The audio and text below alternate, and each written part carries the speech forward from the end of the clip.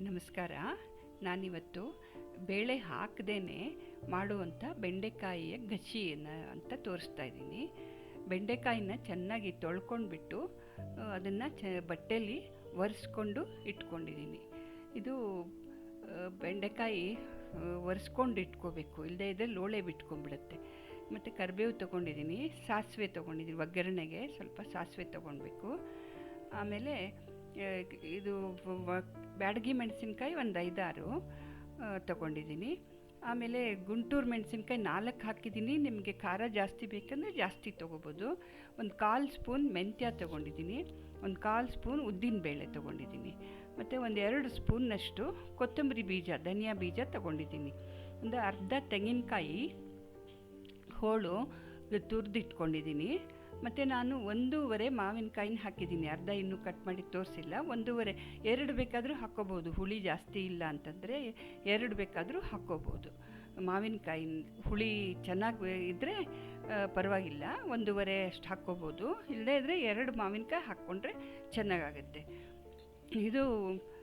ಇದನ್ನು ಉದ್ದುದ್ದವಾಗಿ ಕಟ್ ಮಾಡ್ಕೋಬೇಕು. ಬೆಂಡೆಕಾಯಿನ ಈ ಥರ ನೋಡಿ ಉದ್ದುದ್ದವಾಗಿ ಹುಳ ಗಿಳ ಇದೆಯೋ ನೋಡ್ಕೊಂಬಿಟ್ಟು ನೋಡಿ, ಒಂದು ಹುಳ ಇದೆ ಇದರಲ್ಲಿ, ಅದನ್ನು ತೆಕ್ಕೋತಾ ಇದ್ದೀನಿ. ಹುಳ ಗಿಳ ಇದೆಯೇನು ನೋಡ್ಕೊಂಬಿಟ್ಟು ಉದ್ದುದ್ದವಾಗಿ ಕಟ್ ಮಾಡ್ಕೋಬೇಕು. ಇದು ಒಂಥರ ಬೇಳೆ ಇಲ್ಲದೇ ಹಾಕಿ ಬೇಳೆ ಹಾಕದೇ ಮಾಡೋ ಅಂಥ ಒಂದು ರೆಸಿಪಿ ಇದು. ಬೆಂಡೆಕಾಯಿ ಇತ್ತು ಅಂತಂದರೆ ಆಗೋಯ್ತು ಮನೆಯಲ್ಲಿ. ಈ ಥರ ಕಟ್ ಮಾಡಿಕೊಂಡು ಅದಕ್ಕೊಂದು ಮಸಾಲೆ ರುಬ್ಬಿ ಹಾಕಿಬಿಟ್ರೆ ಸಾಂಬಾರು ರೆಡಿ ಆಗಿಬಿಡುತ್ತೆ. ಅದಕ್ಕೆ ನಾವು ಗಸಿ ಅಂತ ಕರಿತೀವಿ. ಈಗ ನೋಡಿ, ಮಾವಿನಕಾಯಿನೂ ಈ ಥರ ಕಟ್ ಮಾಡ್ಕೊತಾ ಇದ್ದೀನಿ. ಇದು ಮಾವಿನಕಾಯಿದು ಸ್ವಲ್ಪ ಸಿಪ್ಪೆನ ತೆಕ್ಕೊಂಡು ಹಾಕ್ಕೊಂಡ್ರೆ ಒಳ್ಳೆಯದು. ಸಿಪ್ಪೆ ಸಮೇತನೂ ಬೇಕಿದ್ರೆ ಹಾಕ್ಕೋಬೋದು, ಬಟ್ ಸಿಪ್ಪೆ ತೆಗೆದು ಹಾಕಿದರೆ ಚೆನ್ನಾಗಿರುತ್ತೆ ತಿನ್ನೋದಕ್ಕೆ ಮಾವಿನಕಾಯಿನ. ನಾನೀಗ 1.5 ಅಷ್ಟು ಮಾವಿನಕಾಯಿನ ಹಾಕಿದ್ದೀನಿ. ಅಷ್ಟೊಂದು ಹುಳಿ ಇರಲಿಲ್ಲ ಇದು, ಅದಕ್ಕೆ ಒಂದೊಂದು ಅರ್ಧ ಸೇರಿಸ್ಕೊಂಡಿದ್ದೀನಿ ಮಾವಿನಕಾಯಿನ. 2 ಮಾವಿನಕಾಯಿ ಹಾಕಿದ್ರೆ ಇನ್ನೂ ತುಂಬ ಚೆನ್ನಾಗಾಗುತ್ತೆ. ಸ್ವಲ್ಪ ದೊಡ್ಡ ಸೈಜ್ ಇತ್ತು ಅಂತಂದರೆ ಪರವಾಗಿಲ್ಲ, 1.5 ಹಾಕ್ಕೋಬೋದು. ಈಗ ನೋಡಿ, ಇದೆಲ್ಲ ಸಿಪ್ಪೆನ ಬಿಡಿಸ್ಕೊಂಡ್ಬಿಟ್ಟು ಮಾವಿನಕಾಯಿನ ಕಟ್ ಮಾಡ್ಕೊಂಡಿದ್ದೀನಿ. ನಮಗೆ ಎಷ್ಟು ದೊಡ್ಡ ಪೀಸ್ ಬೇಕು ಅಷ್ಟು ಪೀಸಲ್ಲಿ ಕಟ್ ಮಾಡ್ಕೋಬೇಕು. ನಾನು ಸ್ವಲ್ಪ ಚಿಕ್ಕ ಚಿಕ್ಕ ಪೀಸ್ಗಳನ್ನು ಮಾಡ್ಕೊಂಡಿದ್ದೀನಿ. ಇದು ಬೆಂಡೆಕಾಯಿ ಲೋಳೆ ಬಿಟ್ಕೊಳತ್ತಲ್ಲ, ಅದಕ್ಕೆ ನಾವು ತೊಳೆದ ಮೇಲೆ ಒರೆಸ್ಕೋಬೇಕು. ಆಮೇಲೆ ಇದ್ರ ಜೊತೇಲಿ ನಾವು ಇಲ್ಲದೇ ಇದ್ದರೆ ಹುಣಸೆ ಹುಳಿನ ಹಾಕಿಬಿಟ್ಟು ಕುದಿಸ್ಬೇಕು. ಇಲ್ಲಿ ನಾವು ಮಾವಿನಕಾಯಿ ಹಾಕಿರೋದ್ರಿಂದ ಹುಣಸೆ ಹುಳಿ ರಸನ ಹಾಕ್ತಾಯಿಲ್ಲ. ಈಗ ಮಾವಿನಕಾಯಿ ಹಾಕೋದ್ರಿಂದ ಒಟ್ಟಿಗೆ ಬೆಂಡೆಕಾಯಿನ ಜೊತೆಲೇ ಬೇಯಿಸ್ಕೊತೀನಿ. ಈಗ ಮಾವಿನಕಾಯಿ ಇಲ್ಲದೇ ಇದ್ದರೆ ನಾವು ಆ್ಯಕ್ಚುಲಿ ಹುಣಸೆ ರಸನ ಜೊತೇಲಿ ಹಾಕಿ ಕುದಿಸಿದ್ರೆ ಲೋಳೆ ಬರೋದಿಲ್ಲ ಬೆಂಡೆಕಾಯಿ. ಈಗ ನೋಡಿ, ಈ ಥರ ಕಟ್ ಮಾಡ್ಕೊಂಡಿದ್ದೀನಿ ಮಾವಿನಕಾಯಿನ. ಈ ಥರ ಕಟ್ ಮಾಡ್ಕೊಂಬಿಟ್ಟು ಅದನ್ನು ಒಟ್ಟಿಗೆ ಬೆಂಡೆಕಾಯಿ ಜೊತೆಯಲ್ಲೇ ಮಾವಿನಕಾಯಿನೂ ಹಾಕ್ಕೊಂಬಿಟ್ಟು ನೀರು ಹಾಕಿಬಿಟ್ಟು ಕುದಿಸ್ಕೋಬೇಕು. ಈಗ ನಾನು ಒಂದು ಬಾಣಲೆಯಲ್ಲಿ ಒಂಚೂರು ಎಣ್ಣೆ ಹಾಕ್ಕೊಂಡು ಸ್ವಲ್ಪ ಸಾಸಿವೆ ಹಾಕ್ಕೊಂಡು ಮತ್ತೆ ಒಂದು ಒಗ್ಗರಣೆ ಕೊಡೋದಿದೆ. ಅದಕ್ಕೆ ಈಗ ಸ್ವಲ್ಪ ಸಾಸಿವೆ, ಒಂಚೂರು ಕರಿಬೇವಿನ ಸೊಪ್ಪು ಹಾಕ್ಕೊಂಡು ಒಗ್ಗರಣೆ ಹಾಕ್ಕೊಂಡ್ಬಿಟ್ಟು ಇದನ್ನಷ್ಟನ್ನು ಹಾಕ್ಕೊಂಡು ಬೇಯಿಸ್ಕೊತಾ ಇದ್ದೀನಿ. ಬೆಂಡೆಕಾಯಿನೂ ಮತ್ತು ಮಾವಿನಕಾಯಿನೂ ಕಟ್ ಮಾಡಿರೋದು ಎರಡನ್ನೂ ಹಾಕಿ 1-2 ಲೋಟ ನೀರು ಹಾಕಿಬಿಟ್ಟು ಬೇಯಿಸ್ಕೊತಾ ಇದ್ದೀನಿ. ಈಗ ಮಾವಿನಕಾಯಿ ಜೊತೇಲಿ ಇರೋದ್ರಿಂದ ಲೋಳೆ ಬಿಟ್ಕೊಳ್ಳಲ್ಲ, ಇದು ಹುಳಿ ಇರುತ್ತಲ್ಲ ಅದ್ರ ಜೊತೇಲಿ. ಇಲ್ಲದೇ ಇದ್ದರೆ ನೀವು ಹುಣಸೆ ಹಣ್ಣಿನ ರಸನ ಹಾಕ್ಕೊಂಡ್ಬಿಟ್ಟು ಮಾಡಬೇಕಾಗತ್ತೆ.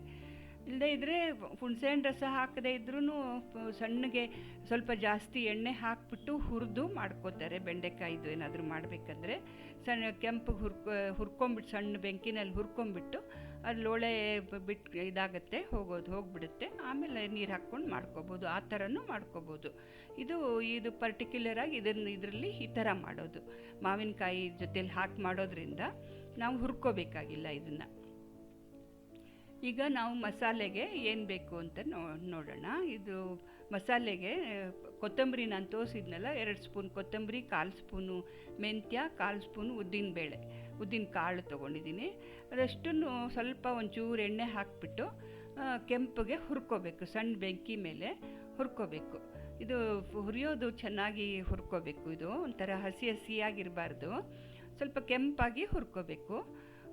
ಕೆಂಪಗೆ ಹುರ್ಕೊಂಡ್ಮೇಲೆ ಸಣ್ಣ ಬೆಂಕಿ ಮೇಲೆ ಹುರ್ಕೋಬೇಕು ಇದನ್ನು.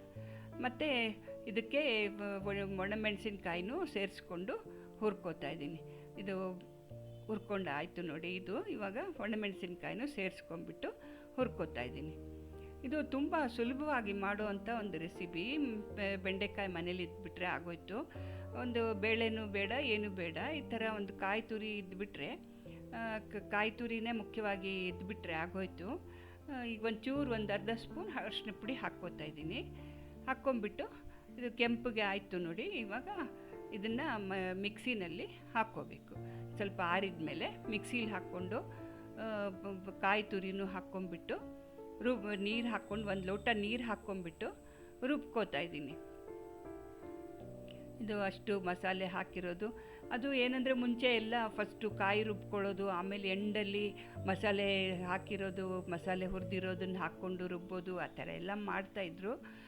ಪರಿಮಳ ಚೆನ್ನಾಗಿ ಬರುತ್ತೆ ಅಂದ್ಬಿಟ್ಟು ಇವಾಗೆಲ್ಲ ಒಟ್ಟಿಗೆ ಹಾಕ್ಕೊಂಬಿಟ್ಟೆ ರುಬ್ಬಿಡೋದಾಗಿದೆ. ಬೇಕಂದರೆ ಲಾಸ್ಟಲ್ಲಿ ಮಸಾಲೆ ಪದಾರ್ಥನ ಹಾಕ್ಕೊಂಬಿಟ್ಟು ರುಬ್ಕೋಬೋದು, ಆ ಥರನೂ ಮಾಡ್ಕೋಬೋದು. ಈ ಥರ ರುಬ್ಬಿ ಮಿಕ್ಸಿನಲ್ಲಿ ಮಾಡ್ಕೊಂಡು ಆಗಿದೆ. ಈಗ ನೈಸಾಗಿ ರುಬ್ಕೋಬೇಕು. ಇದನ್ನು ತುಂಬ ತರಿ ಆಗಬಾರ್ದು, ನೈಸಾಗಿರಬೇಕು. ಈಗ ನೋಡಿ ಇದು ಬೆಂದ್ಕೊಂಡಿದೆ, ಸುಮಾರಾಗಿ ಬೆಂದಿದೆ. ಇದು ಇನ್ನೊಂದು ಸ್ವಲ್ಪ ನೀರು ಸೇರಿಸ್ಕೊಂಡ್ಬಿಟ್ಟು ನಾನು ಬೇಯಿಸ್ಕೊತೀನಿ.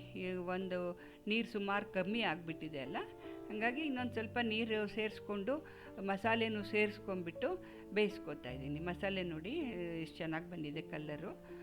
ಇವಾಗ ಮಸಾಲೆನೂ ಸೇರಿಸ್ಕೊಂಡ್ಬಿಟ್ಟು ಸ್ವಲ್ಪ ಮಸಾಲೆಗೆ ನೀರನ್ನು ಹಾಕ್ಕೊಂಡ್ಬಿಟ್ಟು ಸೇರಿಸ್ಕೊತಾ ಇದ್ದೀನಿ. ನೀರನ್ನು ಮಸಾಲೆನಲ್ಲಿ ಮಿಕ್ಸ್ ಮಾಡಿಕೊಂಡು ಸೇರಿಸ್ಕೊಳ್ಳೋದು.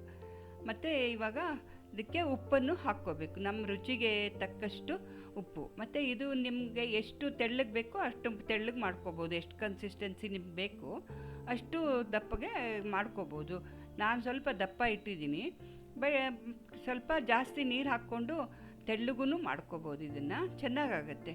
ಇದು ಊಟಕ್ಕೆ, ಅನ್ನಕ್ಕೆ ಚೆನ್ನಾಗಾಗುತ್ತೆ. ಯಾವುದಕ್ಕೆ ಬೇಕಾದ್ರೂ ಚೆನ್ನಾಗಾಗುತ್ತೆ. ಸ್ವಲ್ಪ ನಮಗೆ ಚಪಾತಿಗೋ ರೊಟ್ಟಿಗೋ ಅಥವಾ ದೋಸೆಗೋ ಬೇಕಂದರೆ ಸ್ವಲ್ಪ ಗಟ್ಟಿಯಾಗಿ ಮಾಡ್ಕೋಬೋದು. ಅನ್ನಕ್ಕೆ ಹಾಕ್ಕೊಂಡು ಊಟ ಮಾಡೋದಿದ್ರೆ ಸ್ವಲ್ಪ ನೀರಾಗಿ ಮಾಡ್ಕೋಬೋದು. ಈ ಥರ ನೀರಾಗಿ ಮಾಡ್ಕೋಬೋದು. ಈಗ ಇದು ಮುಚ್ಚಳ ಮುಚ್ಚಿ ಕುದಿ ಬರೋಕ್ಕೆ ಇಟ್ಟುಬಿಡಬೇಕು. ಥರ ನೋಡಿ ಮುಚ್ಚಳ ಮುಚ್ಚಿಬಿಟ್ಟು ಕುದಿ ಬರೋಕ್ಕೆ ಇಡ್ತಾಯಿದ್ದೀನಿ. ಇವಾಗ ಕುದಿ ಬಂದು ಚೆನ್ನಾಗಿ ಕುದ್ದು ಮಿಕ್ಸ್ ಆಗಿಬಿಟ್ಟಿದೆ, ಎಲ್ಲ ಮಸಾಲೆ ಎಲ್ಲ ಮಿಕ್ಸ್ ಹಾಕ್ಕೊಂಡಿದೆ. ಈಗ ನಾವು ಇದಕ್ಕೊಂದು ಚಿಕ್ಕ ಒಗ್ಗರಣೆನ ಹಾಕಬೇಕು. ಸ್ಟಾರ್ಟಿಂಗಲ್ಲಿ ಒಂಚೂರು ಒಗ್ಗರಣೆ ಹಾಕಿದ್ದೀನಿ, ಬಟ್ ಲಾಸ್ಟಲ್ಲಿ ಇನ್ನೊಂದು ಸಲ ಒಗ್ಗರಣೆ ಹಾಕಿದ್ರೆ ಇದು ಚೆನ್ನಾಗಾಗುತ್ತೆ. ಅದು ಕೊಬ್ಬರಿ ಎಣ್ಣೆಲಿ ಹಾಕಿದ್ರೆ ಅಂತೂ ಇನ್ನೂ ತುಂಬ ಚೆನ್ನಾಗಾಗುತ್ತೆ.